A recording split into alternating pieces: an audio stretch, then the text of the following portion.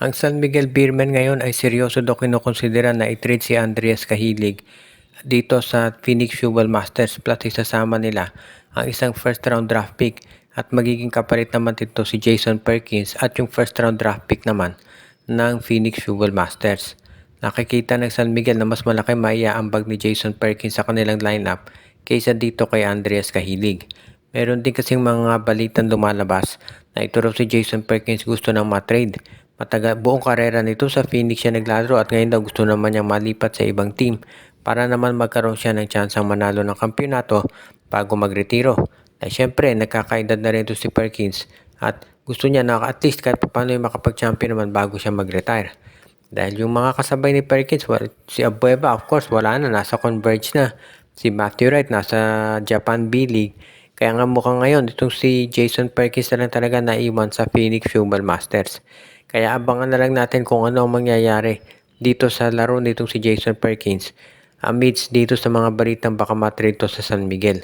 Kung sakasakali sa tingin ko si Perkins naman makakatulong yan sa San Miguel. Lalo na at alam natin na isa yan dito sa mga players talaga na pupwede sa opensa at sa depensa. Kaya nga itong si Coach Leo Austria interesado talaga na makuha ang serbisyo nito. Kung si Andreas Cahilig lang ipapalit, sa tingin ko pwede na yan para dito sa San Miguel Beer. Although sa totoo lang, nakakatulong dito si Cahilig pagdating sa depensa.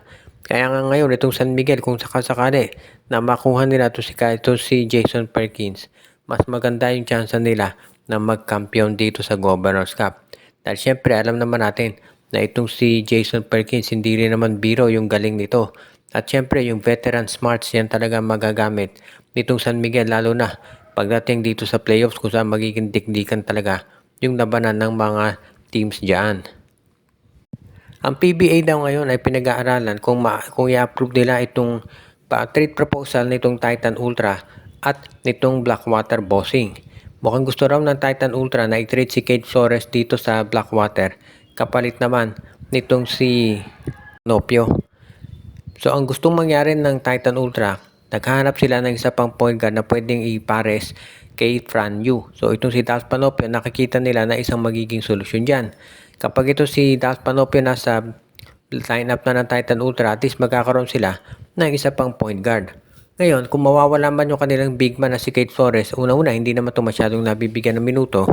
Pangalawa, merong first round draft pick ang Titan Ultra. Ang projection dito baka maging top 3 yan. So, merong malaking chance sila na may makuha sila na isang sentro. Yun ang papalit dito kay Cade Flores. Sa ngayon naman, dito sa Blackwater Bossing, kaya nila gustong makuha itong si Cade Flores dahil sinabi na kanilang may-ari na si Dioselto C na ang kanilang center forward na si Christian David ay open na o nasa trading block. So, ibig sabihin yan, kung mawawala man si David, at least meron na silang Flores na ipapalit dito. So, maganda itong trade na to para sa dalawang koponan talaga. At sa tingin ko, mabilis itong maaprobahan ng PBA. Ang posible lang na maging hadlang dito o pagbabago ay kung sakaling merong ibang team na pumasok sa eksena. Dahil alam natin na si David at si Flores ay parehong in demand yan mula sa SMC at sa MVP Group pati na sa Converge. Balita nga natin pati Raynor Shine daw interesado dito kay Cade Flores dahil ito meron ding 3-point shot. At alam natin si Yang Yao ang gusto niyang mga center at forward ay yung meron perimeter shooting. Kaya baka yan lang ang maging hadlang bago maaprobahan itong trade na Cade Flores para dito kay Dallas Panopio.